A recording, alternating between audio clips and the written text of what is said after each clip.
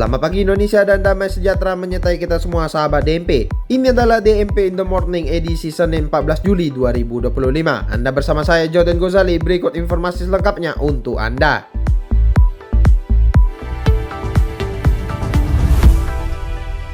Presiden ke-7 Joko Widodo dijadwalkan akan hadir dalam Kongres Partai Solidaritas Indonesia yang akan digelar di Solo, Jawa Tengah pada 19 Juli 2025. Kehadiran Jokowi bertujuan untuk mengisi sesi diskusi terbuka bersama para kader PSI dalam acara tersebut. Kongres PSI akan berlangsung selama 2 hari, yaitu pada 19 hingga 20 Juli 2025 setelah tahapan e-voting pemilihan calon ketua umum. Sesi diskusi dengan Jokowi akan menjadi forum terbuka yang memungkinkan peserta dan media untuk menyimak langsung jalannya diskusi. Kongres PSI akan diselenggarakan di 2 lokasi yang berbeda, dengan hari pertama di Gedung Geraha Sababwana dan hari kedua di Auditorium Kiai Haji Ahmad Dahlan, Universitas Muhammadiyah Surakarta. Selain Jokowi, Kongres PSI juga akan mengundang Presiden Prabowo Subianto dan Wakil Presiden Gibran Rakabuming Raka, serta seluruh ketua umum partai politik untuk hadir.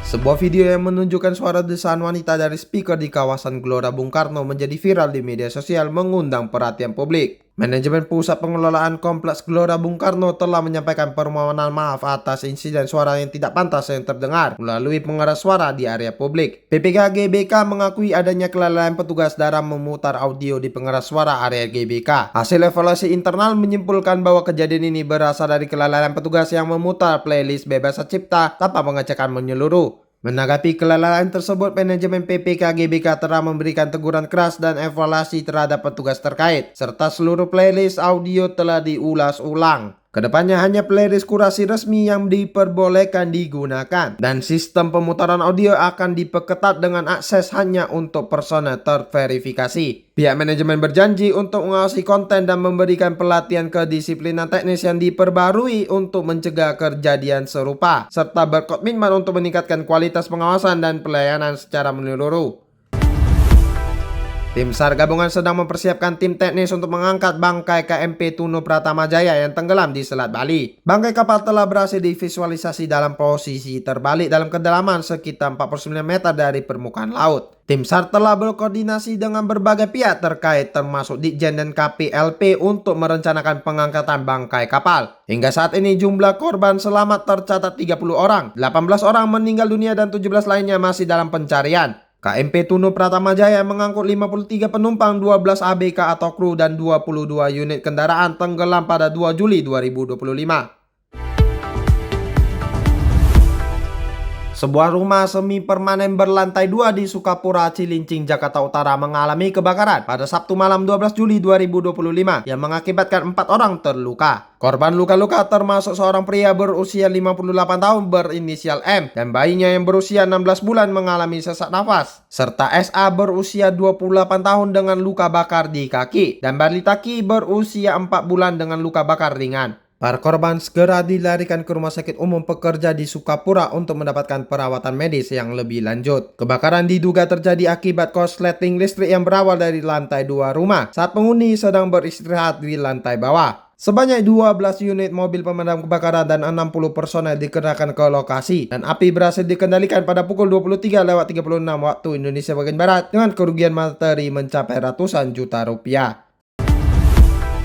Sebuah kecelakaan tragis terjadi di Kabupaten Toraja Utara, Sulawesi Selatan yang melibatkan sebuah truk yang mengangkut warga usai acara adat Rambu Solo. Kecelakaan terjadi di tikungan tajam mengakibatkan truk terguling dan menewaskan 7 orang termasuk sopir dan melukai 13 orang lainnya. Truk tersebut melaju dari Pangala menuju Tikala setelah mengikuti acara adat Rambu Solo di Lembah Loko Uru, Kecamatan Rinding Alo. Penyebab kecelakaan diduga karena sopir yang merupakan kernet mengemudikan truk dengan kecepatan tinggi dan kondisi jalan yang berbahaya. Penyelidikan lebih lanjut sedang dilakukan oleh pihak kepolisian untuk mengungkap penyebab pasti kecelakaan dan mengambil langkah-langkah hukum yang diperlukan.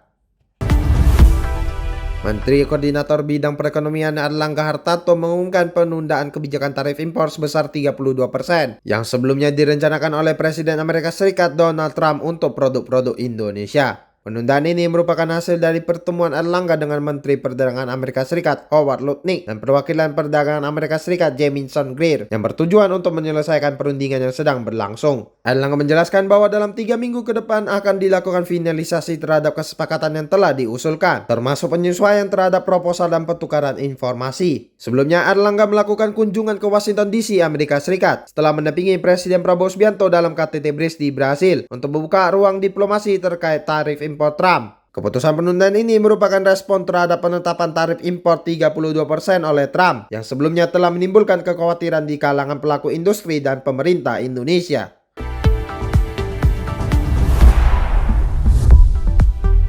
Demikianlah DMP In The Morning edisi Senin 14 Juli 2025.